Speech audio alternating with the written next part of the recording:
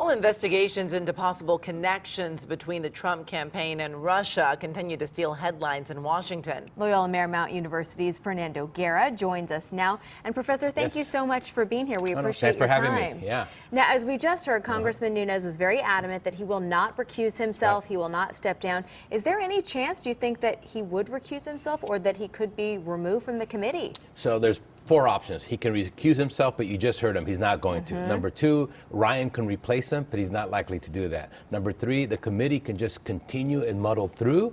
Or number four, the committee can just shut down. The likely option is just going to continue to muddle through, but continuously be irrelevant as the Senate committee overtakes all the news and all the relevancy. And so I think that's what's going to transpire. Interesting. Yeah, and the Trump story is really drowning the other things that President Trump is working on. What's the most significant non-Russian story coming out of the White House now? Two things, taxes and trade. And taxes, it's a big issue. It's just like the Obamacare. It's going to be the same dynamics. He needs the same type of votes. There's going to be the same type of resistance because this is a major issue that Republicans for many years have wanted to get through or change, just like Obamacare. And so he's going to have to deal with all of the same issues and not likely to do it. And it's going to be very difficult. Trade, you know, was a major issue for him during the campaign about NAFTA, about TTP, getting rid of that. He did have two executive orders today, but they made very minor changes. And it was very actually conventional approach. So the idea that Donald Trump was going to come in and change all of trade, this so far, not a single major change. The changes are very conventional. And, you know, we mentioned the health care plan failure. He did take aim at a faction of the Republican Party and said, you know, essentially war with, you know, with the midterm elections. Congressional campaigning will start to ramp up this summer. Are any of these Congress members at risk of losing their seats, do you think, Professor? Sure. Well, there's a couple of things. Number one, there are about 6 or 7 vacant congressional seats right now, mostly because of Trump appointees to the cabinet or to the administration. And then also here in Los Angeles, we have an election on Tuesday.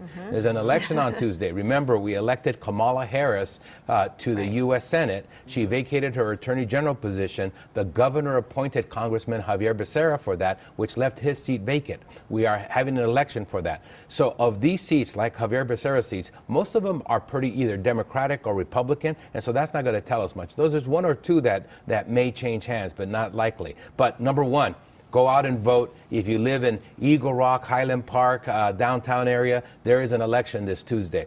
Second, in the midterm elections, 2018, it's not unusual for a president's party to lose seats. And there are several people who would be vulnerable, including here in California, in terms of some Republicans. And we would expect the Republicans to lose a couple of seats, maybe not enough to change the House, but you never know given the way this presidency is going. Okay, and before we let you go, you know, there's talk that the president is going to start working with Democrats to get a new health care reform bill. Do you think the Democrats are really interested, and do you think that Republicans will go along with it? There's absolutely no incentive for the Democrats, either from a policy perspective or a political perspective, to help this presidency right now. It's in decline. That's their perception of it. Why would you lend a helping hand to help someone who's against all the values and all the policies that you're for? Then there's a practical matter. If the president were to deal with the Democrats, he would have to give them so much that that would alienate other Republicans, and he's back at square one.